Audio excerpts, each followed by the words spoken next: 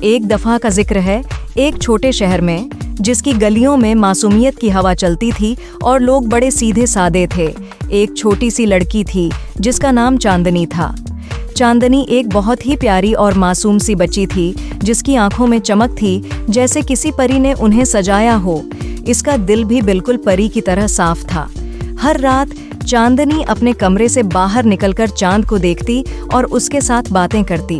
اس کے لیے چاند ایک دوست تھا جو اس کے ہر راز کو سنتا اور اس کے ہر خوابوں کو دیکھتا تھا۔ ایک دن جب چاندنی گلیوں میں گھوم رہی تھی، اس نے ایک چھوٹے سے بچے کو دیکھا۔ بچہ رو رہا تھا اور اس کا چہرہ اداس تھا۔ چاندنی کے دل میں اس کے لیے محبت کے جذبات نے جنم لیا اور اس نے بچے کو پوچھا، تمہارے آنسو کیوں بہہ رہے ہیں؟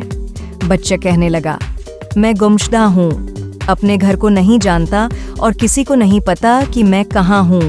چاندنی نے بچے کو اپنے گھر لے جانے کا فیصلہ کیا۔ وہ بچے کو اپنے گھر لے گئی اور اسے اپنی ماں سے ملوایا۔ اس کی ماں نے بچے کو گلے لگایا اور چاندنی کا شکریہ ادا کیا۔ اس دن کے بعد چاندنی اور بچے کے بیچ ایک گہرا رشتہ بن گیا۔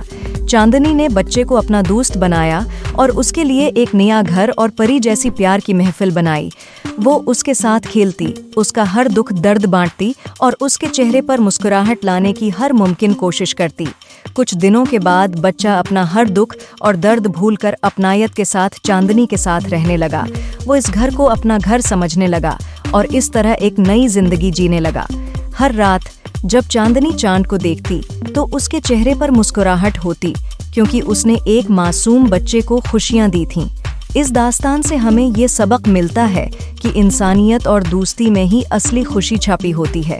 چاندنی کی پیاری داستان ہمیشہ بچوں کے دلوں میں رہے گی، جیسے ایک سچی پری کی کہانی۔ اور یوں چاندنی کی دنیا میں دوستی، محبت اور خوشی کی چاندنی ہمیشہ چمکتی رہے گی۔